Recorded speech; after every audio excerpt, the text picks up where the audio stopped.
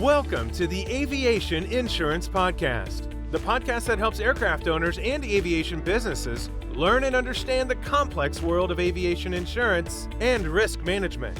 From the basic principles of aviation insurance to risk management techniques and updates on the aviation insurance market, the Aviation Insurance Podcast is your guide to traverse the world of aviation insurance. Now, here's your host, Tim Bonnell. Well, welcome to the Aviation Insurance Podcast, where we've been discussing the fundamentals of aircraft insurance. And the last episode, we started discussing a general insurance concept that really is applicable in aviation due to our large insured values and limits of liability exposures. And that's a concept of reinsurance, how insurance companies spread their risk and how those costs affect rates for everybody. Insurance is the law of law numbers.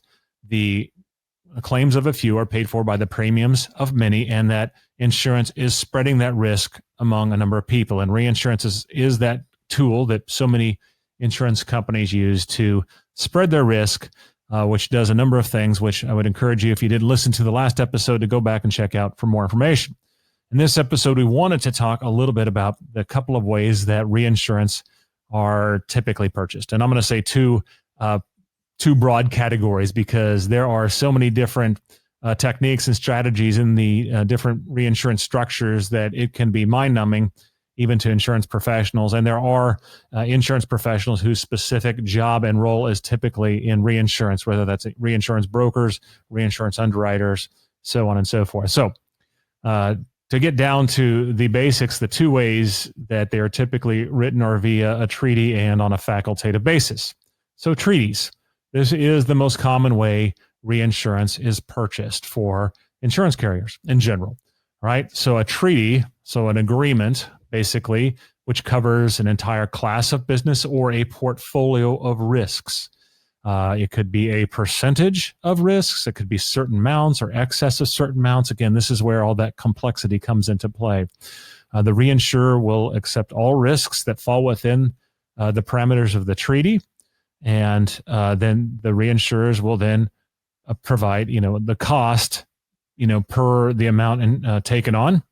And so those costs obviously come to the underwriter, and the underwriter has to pass those on. And those increased costs have been affecting us today. So the reinsurer relies on the insurer for proper risk evaluation. So when these treaties are renewed, the reinsurers are going to evaluate the performance of the portfolio. So that's why there is a greater underwriting scrutiny right now as reinsurance rates have gone up and underwriting's gotten stricter. The scrutiny of the underwriters has increased because they got reinsurers wanting to know why losses have increased.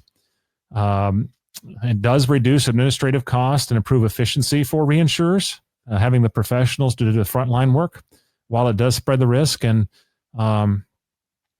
basically, it's an opportunity for the insurance company to have underwriters underwrite them.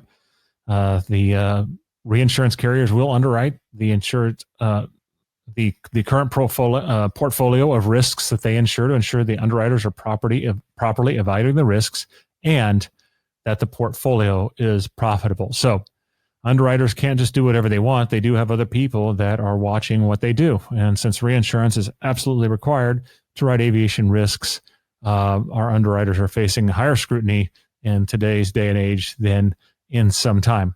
So a treaty covers an entire class or portfolio of risks, generally on a percentage or an amount basis that is specific to the carrier and the reinsurer.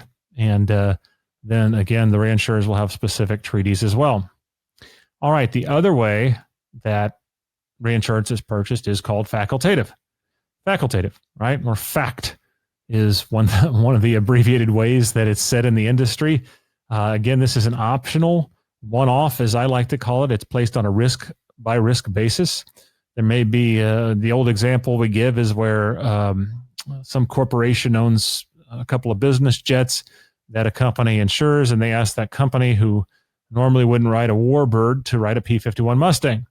Well, to do this good insured a favor, what that carrier may do is they may offer to write it on their policy, but then they turn around and go to another insurance company and ask them to reinsure at a percentage or the entirety of the amount of limits and values for a certain reinsurance premium, basically. So an insurance company can go out and buy insurance on all or a part of a specific risk. Again, it's appropriate for a unique one-off opportunity. It's done typically on a proportional basis for something falling outside the insurance company's comfort zone, but it could also be on an entire basis.